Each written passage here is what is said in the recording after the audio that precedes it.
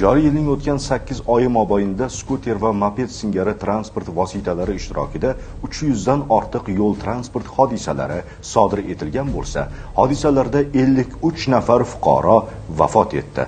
259 nafari esa tan jarohatlarini oldi.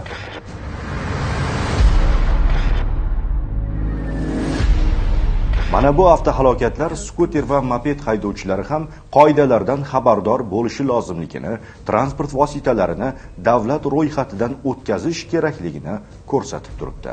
Qoidani bilmaslik esa qanchadan qancha insonlarning bevaqt o'limiga sabab bo'lganiga yuqoridagi raqamlar guvoh. Eslatib o'tamiz, Vazirlar Mahkamasining tegishli qarori bilan joriy yilning 1-mart sanasiga qadar moped va skuter haydovchilari tegishli davlat raqam belgilarini olishlari va o'zlari A toifadagi haydovchilik guvohnomasiga ega bo'lishlari lozimligi belgilangan edi. Ko'plab fuqarolarning takliflariga ko'ra, ushbu muddat joriy yilning 1-oktyabriga qadar uzaytirildi. Demak, 1-oktyabrdan so'ng mazkur tartibga amal qilinmaganlik uchun qonuniy choralar qo'llaniladi.